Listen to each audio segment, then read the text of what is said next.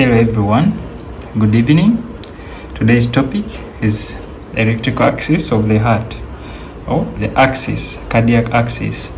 But before we go further, remember to subscribe, hit the notification button so that whenever a new video is uploaded, you are notified so that you don't miss. This one is going to be a series. We are in a series of electrocardiography, and today we are handling our last part of the normal ECG before we start the clinicals of electrocardiography. So the last part is the electric axis. We can start. We saw this one already in our, again, normal ECG leads, and this was the x-axis. This was the x-axis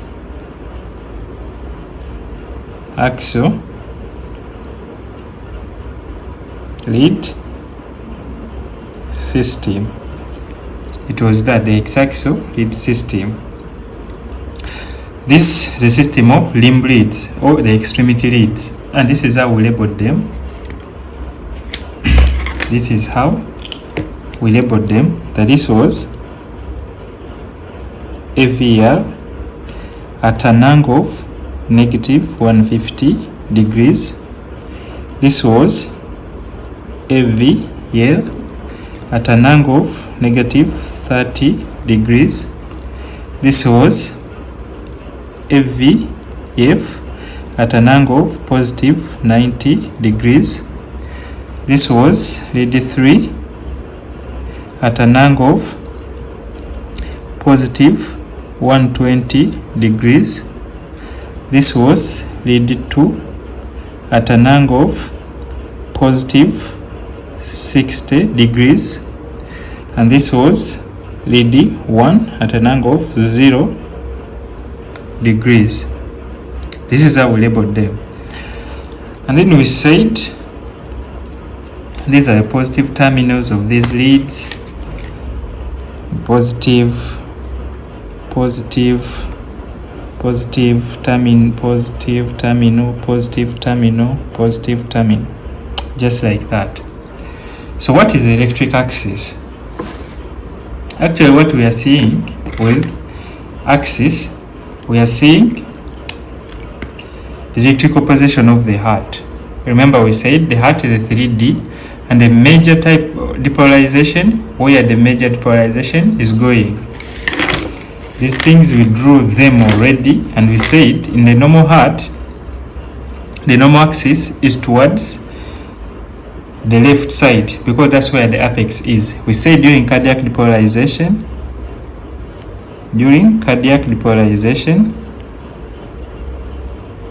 for example, this is RV, this is LV, this is the septum, that these ones are depolarized at the same time.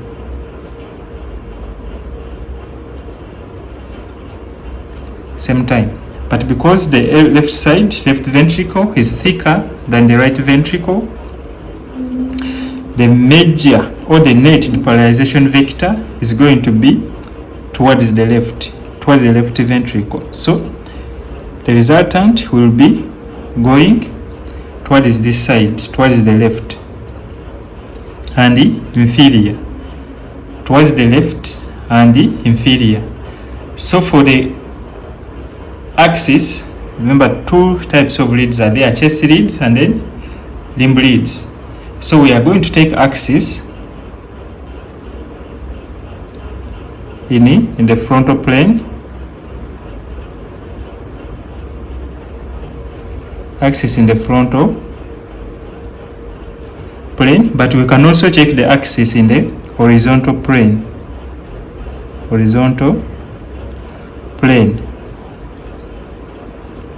Which leads are in the horizontal plane? They are the chest leads.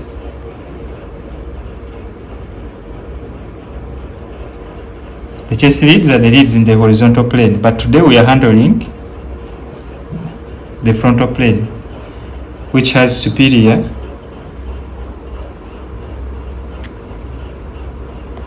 and inferior.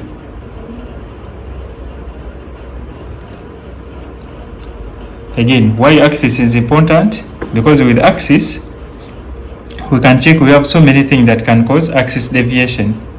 But before we handle that, let's see what is the normal axis. So since the net depolarization vector is going towards the left side, what is on the left? See, here we have at 90 degrees, this is 180,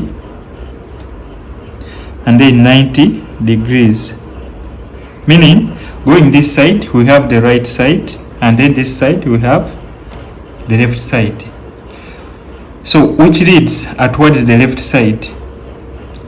The leads towards the left side are AVL, lead 1, lead 2, and then these ones are towards the left side. Now leads towards the right side are AVR and then lead 3. What is intermediate? Intermediate is AVF. AVF is intermediate, otherwise others have sides. So since the heart is located like this, where you have the atria and then the ventricle going that like that, the net is going this side and then inferiorly. Net is going this side and inferiorly. This is the direction of cardiac depolarization from SA node towards the ventricle, of which the ventricle are located towards the left side. So how do we tell that the net is going towards this side? So we check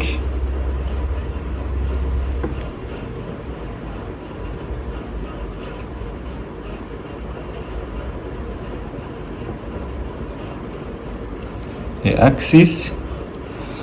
We are going to see many methods, but normally one, because we normally don't have time clinically, you just need to observe. So what are we doing? We are checking for the lead with the tallest or tallest or deepest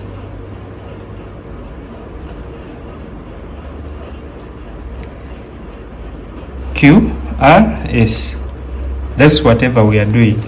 You are checking for the lead with the tallest or deepest QRS. If it has the tallest and deepest, it means the net is going there or is moving away. So what is the interpretation of that? If it shows the tallest QRS, then the net depolarization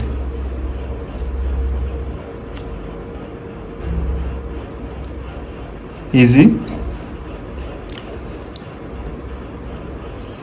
moving towards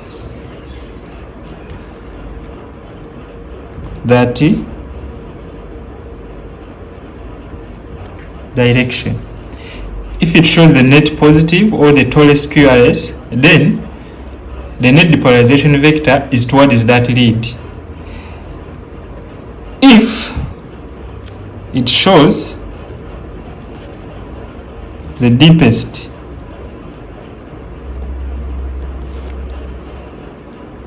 QRS in bracket negative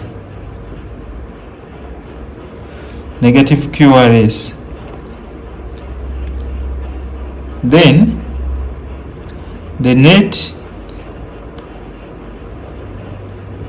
depolarization vector is moving away from the direction of that lead.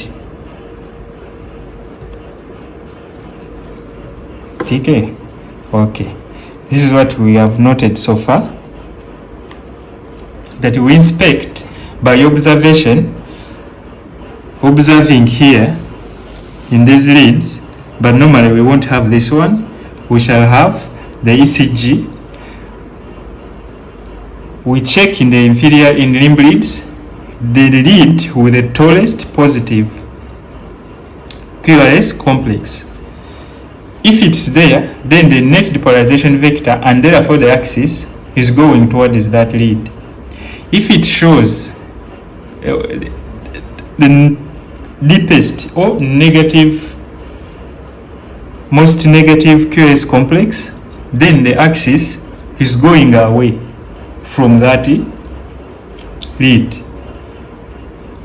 Another one, because this is, we said all these ones when we are dealing with depolarization and formation of QRS complexes, so I'm just going through very fast. Another one is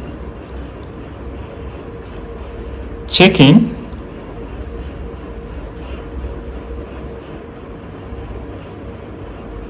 observe for or look for the lead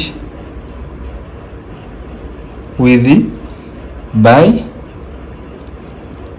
biphasic QRS. What do I mean by biphasic QRS? For example, this is P. It has AR and S. Same amplitude. For example, this is R, this is S. So R, for example, is 2 millimeters, and also S is 2 millimeters. This one will be equiphasic or biphasic.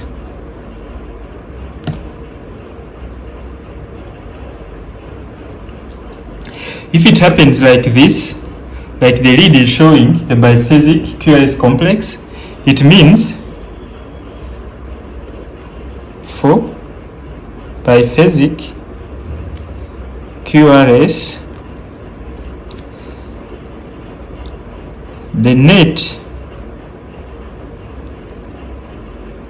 depolarization vector will be perpendicular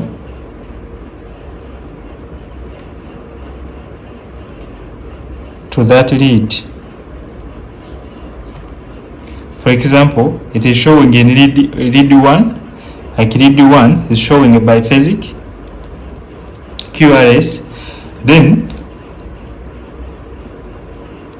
the net depolarization vector will be perpendicular to lead 1. If we go back here, what is perpendicular to lead 1? It has biphasic wave. It is showing this type of complex, lead 1. So if it has this one, then what is the lead which is perpendicular to it? That is lead AVF is perpendicular to lead 1. Lead 1 is at 0 degrees, AVF is at 90 degrees. Perpendicular means 90 degrees. Depending on whether the first component is negative or the first component is positive, it will show. So here it will be like this. The net depolarization vector can be this side or the other side. If it is biphasic here, then the net depolarization vector will be going to lead 1. If it is biphasic in lead 3, then which lead is perpendicular to lead 3? We check, we said lead 3 is at 120 positive. So how many do we need to move this side or the other side to generate 90? This is 30, this is 30. You understand? This is 30 plus 30, this is 60. We need more 30. So this one is at 150 degrees. This is 180. So we moved from the other side, meaning from negative 150 to 180 we need 30. So this is 30 degrees. So 30 degrees. So 30, 30, 30. This is 90. So the lead which is perpendicular to lead 3 is AVR. AVR is perpendicular to lead 3. So if lead 3 is showing a biphasic complex, then the axis is towards AVR. It is either going towards AVR or moving away from AVR. What is remaining is to see whether it is positive or negative, predominantly positive or predominantly negative. If predominantly positive, then it is going towards this side. If it's predominantly negative, it's going this side. This is what we said back then in the last lecture, so you have to watch them again. Same applies to this one. If it is predominantly negative, when this one is showing biphasic, then the axis is going upwards. If it's predominantly positive, when this one is biphasic, then axis is going downward towards the AVA. And then if, for example, this one is showing biphasic complex lead AVL, which lead is perpendicular to AVL. We have 60 here, 0, positive 60. When you go this side, it is negative. When you come downwards, it is positive. So 0 to positive 60. How many do we need to get 90? It is adding 30. So the lead which is perpendicular to AVL, it is lead 2.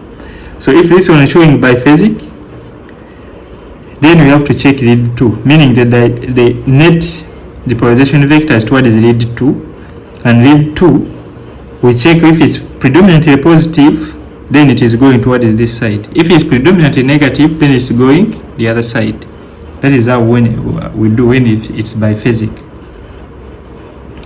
This, you can do this by only observing the ECG. You only need to observe, no need of calculation, no need to do what, otherwise the machine will calculate the axis and it will tell you. But most of the time you don't need that calculation. You just need to tell, like the axis is either normal axis, is either left or right axis deviation. So I'm going to give only these three. Watch for the tallest. If you see the tallest, it is going that side. Next, check if there is no tallest, check for the deepest, meaning the axis is opposite to that lead. Check for the biphasic complexes. If you see them, then the axis is perpendicular to that lead, showing the biphasic complex. Very simple like that. We are going to end up with an example now. We are going to do the example. Yeah. So now, what is the normal axis?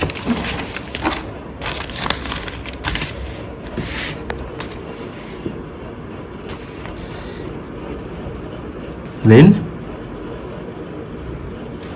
what's the normal axis? What is the normal axis? There is no general consensus about the normal axis. Like this is the normal axis, but you will find different figures in different books you'll be reading. But generally, stature of the person, either short or tall or obese or slim or thin, skinny people, the axis can be from AVL, that is negative 30 degrees, to lead 3, which is about positive 120 degrees. Some would say to between that one will be like positive 110 degrees. Some books will say this. either 120 or plus 110, meaning it is from, this is AVL, this is lead 1, AVF, lead 3.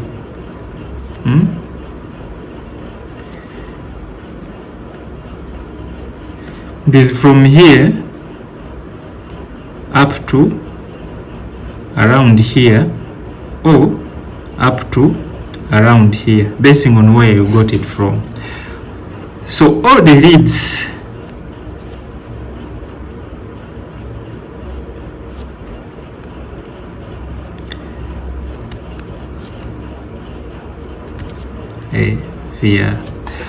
all the leads that fall, in this range, if it comes that the tallest positive complex or tallest positive complex is within here, it is a normal axis. It will be taken as a normal axis. So an ECG with the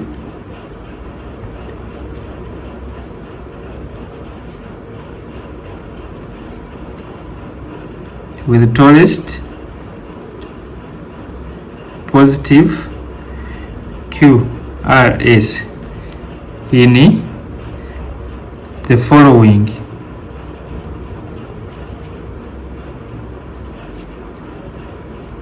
will be normal axis. 1.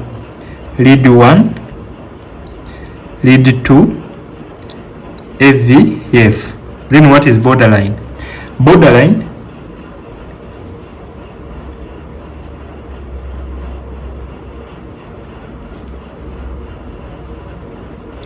axis, it is when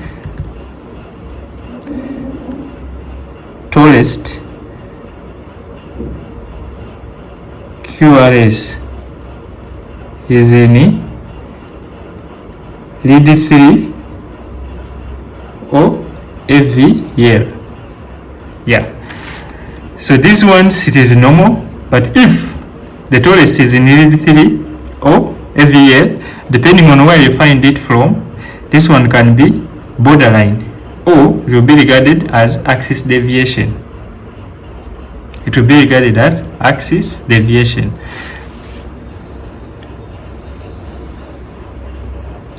So what happens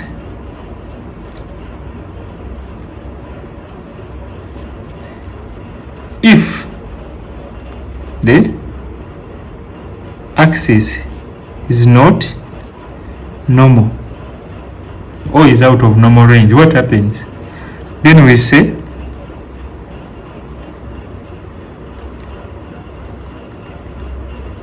there is axis deviation.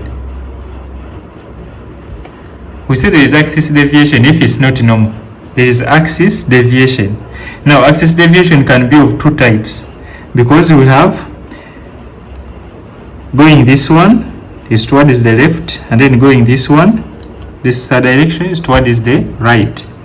So two types of axis deviations are there, three types actually. So we can write axis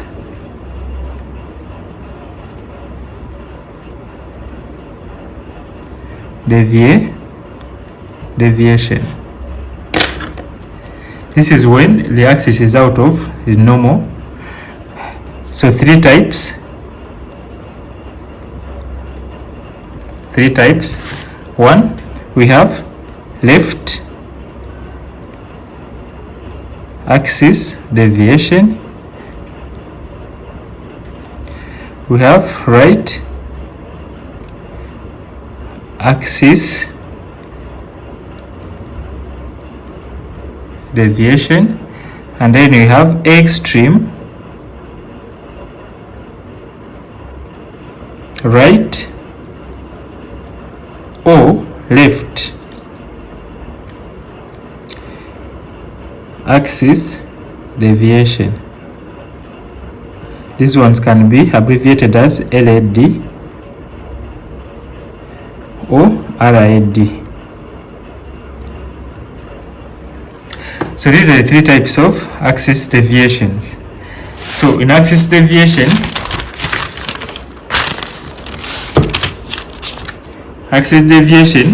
if the axis goes towards this, what we said, if it's here, here, here, and anywhere here, for exact angles, you can calculate it. There is a way, a mathematical method to calculate this axis, but normally we don't have that type, because the number of degrees, the exact degrees, it doesn't matter.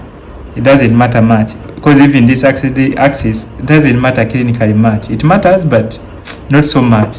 So there is no need to waste time calculating to get the exact degrees. But the machine, if it is programmed to give interpretation, it will give you the exact degrees of the machine, or of net depolarization. But for us, we are just observing. If it falls anywhere here, it is normal. Read VF, read 2, read 1, normal. Depending on where you read from. Now from here, for example, here it is 110 degrees, and here is negative 30. So anywhere beyond 110, it will be going this side. It will be right axis deviation. So anywhere from AVL going this side, it will be left axis deviation. So here we shall have left axis deviation, and here we shall have right axis deviation. And now that is when it goes up to here. From here, like from 110, let me take 110. From 110 to 180 degrees, it is right axis deviation. Then from 30 degrees to 90 degrees, it is left axis deviation. You understand? With these arrows. Now what is remaining, this last quadrant where AVR is, if it crosses, because we said the normal one is from here to here, so anything that is lying in this quadrant, it will produce negative complexes this side. It will produce negative complex this side, because it will be moving away from their positive terminals. So this one, under that circumstances, this one will show negative complex if the net is going this side. This one will show negative complex. This one, negative complex. This one can show a predominantly positive, but it may be negative. And then this one also can be a bit positive, but it will be negative. And only AVR will be positive. So if it is land in this quadrant, then we will say it is extreme axis deviation. Extreme axis deviation. It can be either right or left. Extreme axis deviation, depending on where it came from. I think that one is clear. Axis deviation, I'm going through because this one is not so clinically important. So why do we bother about axis? So clinical importance. We see causes of axis deviation. When you find that there is axis deviation,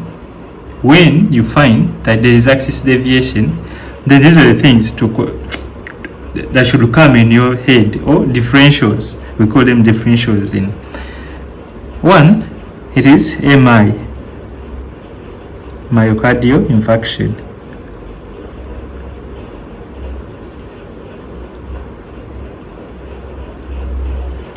Two, bundle branch blocks.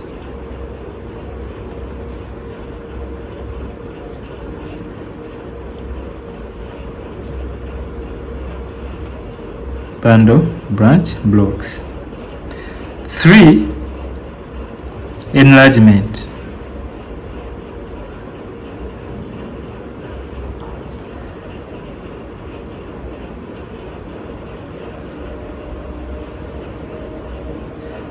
Either LVH or enlargement, RVH or enlargement, etc.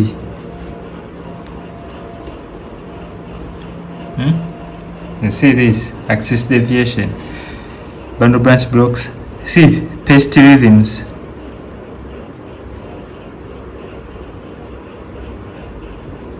When the patient is having external pacemaker, it can change. Another thing is there are diseases that cause axis deviation, like COPD. COPD, like short or tall people.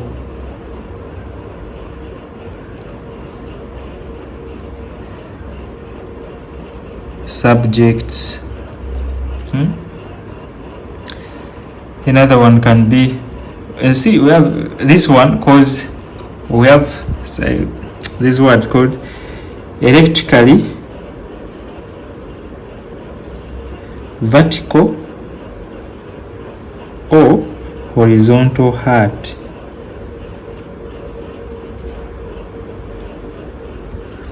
Electrically vertical or horizontal hearts.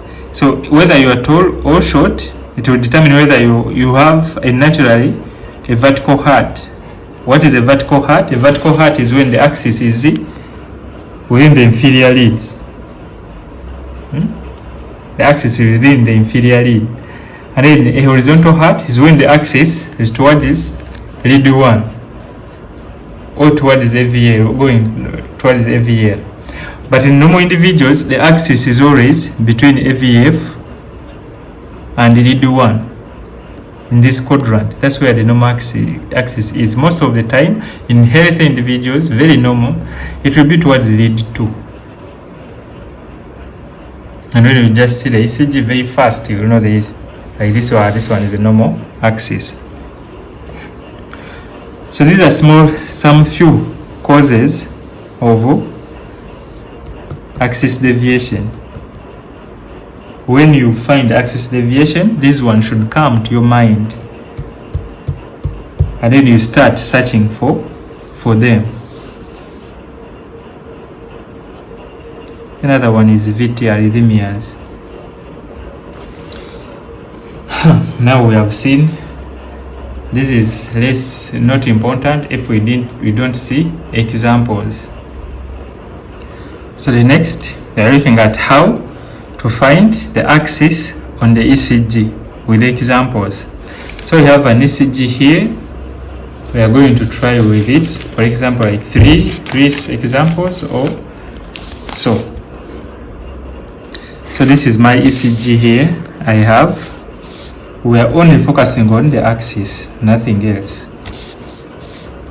And these are the limb leads.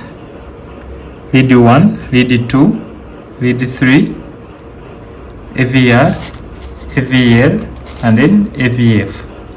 We have said by observation, you look for either biphasic or the tallest positive or the deepest negative complex. But the easiest option is to look for the tallest positive. So we start from lead 1. I have said in most of the normal people, it is always towards lead 2. So you first thing to look at lead 2. Is it showing the tallest negative positive? This time, no, it is not showing. This is not a normal ECG. So it's not showing a tallest negative. It shows a predominantly negative. What about in lead 1? It is showing a positive complex. What is near? Now we have a term called contiguous leads which are close together, or they are neighbors. So lead 1 is a neighbor to lead AVL, lead 2 is a neighbor to AVF, and lead 3.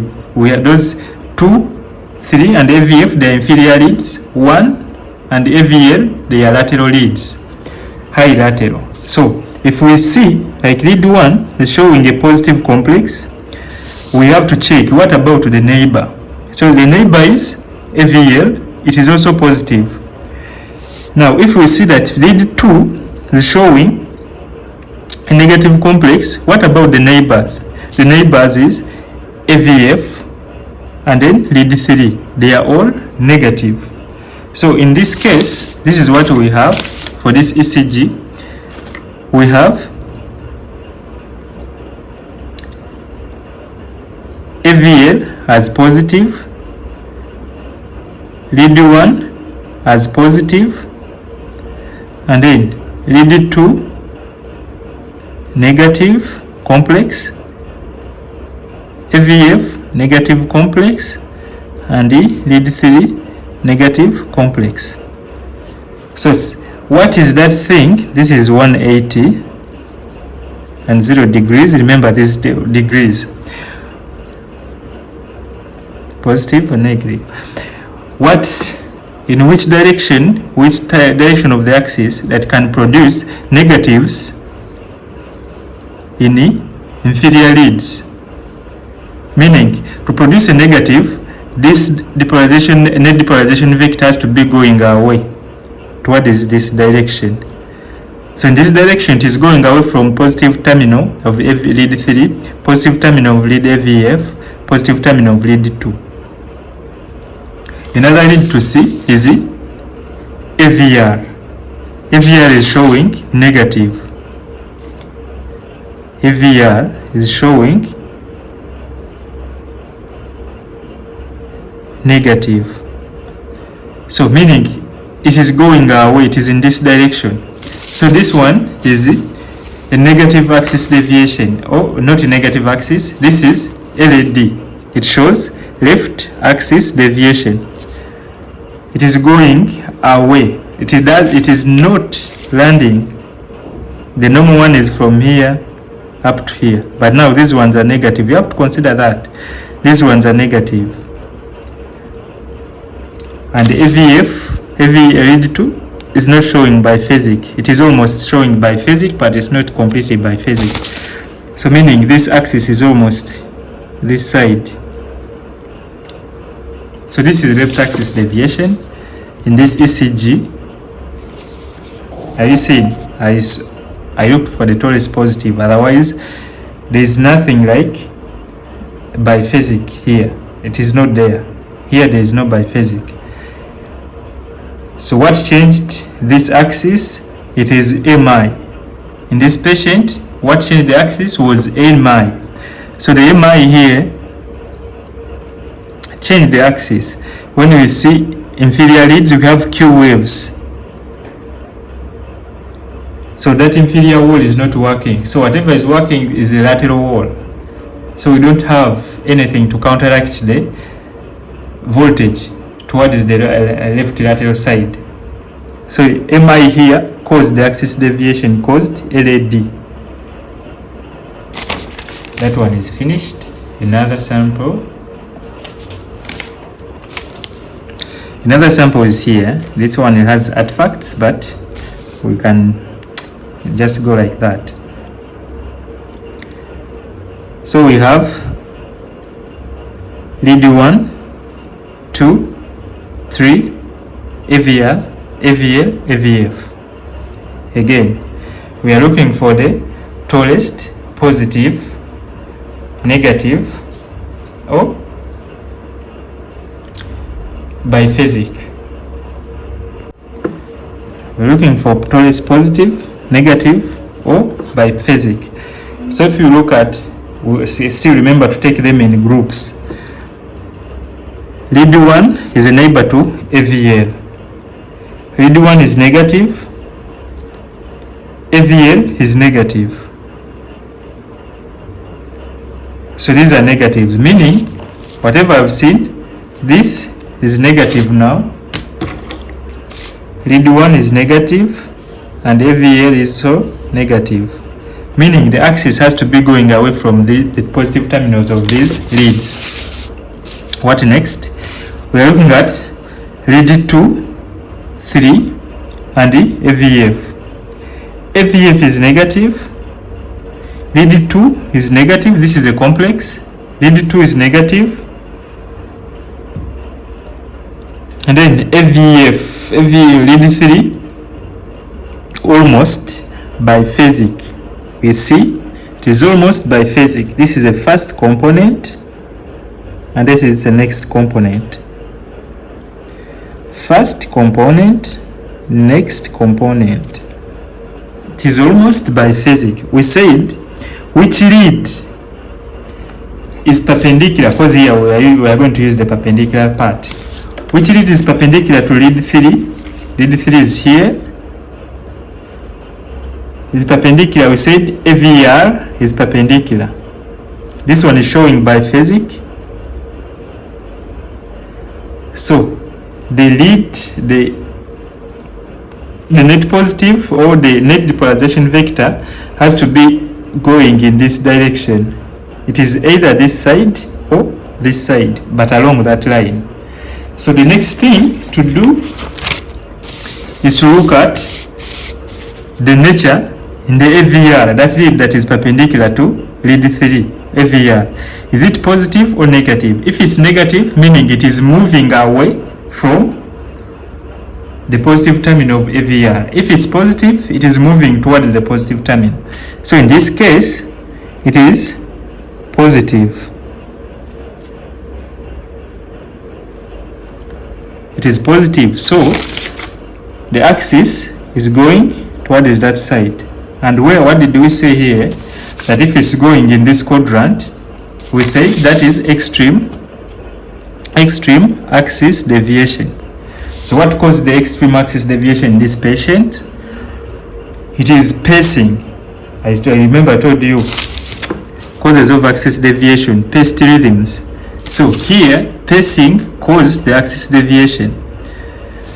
This patient had a pacemaker, a temporary pacemaker, so it is the one causing this. You understand? And if you see here, we are going to be having some kind of, in this patient here, it is not even showing LBB pattern, but this patient had a pacemaker inside. That's why the complex is wide. So this is extreme axis deviation. Very simple. Another ECG that we can try on, it is closed. I've been using this one for so many times. Still same formula we follow. Lead 1 we see 2, 3, AVR, AVL, AVF. Simple. So we check for the tallest positive. If we check for tallest positive, now we are doing this one so fast. Tallest positive, lead 2, that is 1.2.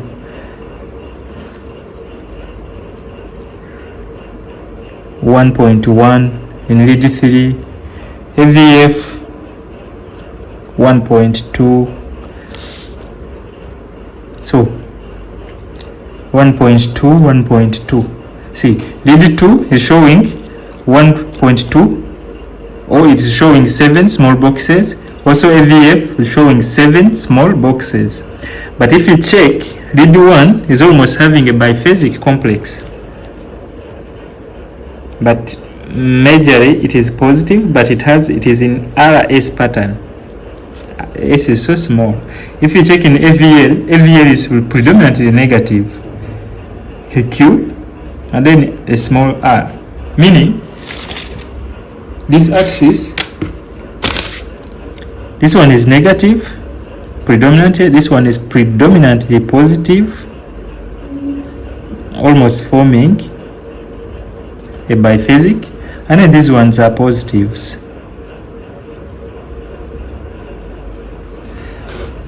And this is positive, but the positivity here it is 2.7 small boxes or millimeters complex. Here also 7 millimeters complex tall. Here it is 1.1. So here it is 6 millimeters complex. Since this one is almost showing biphasic, if we follow that rule of biphasic, then what is perpendicular to lead 1, which is almost showing biphasic, is lead AVF. But lead AVF, this one is more predominantly positive. The S wave is small, so it is not directed in AVF. It is somewhere here. So for this ECG, this is a normal axis, because we said anything lying between these, it is a normal axis. So this one is showing normal axis. We have seen a normal axis, we have seen extreme axis, and the left axis. What is remaining is the right axis. I don't know if I can find right axis deviation. I don't know if I have. This is normal.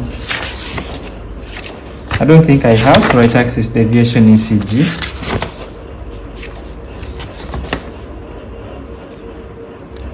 Right axis deviation.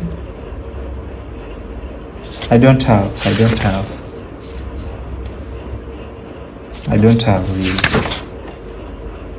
No, I don't have right axis deviation.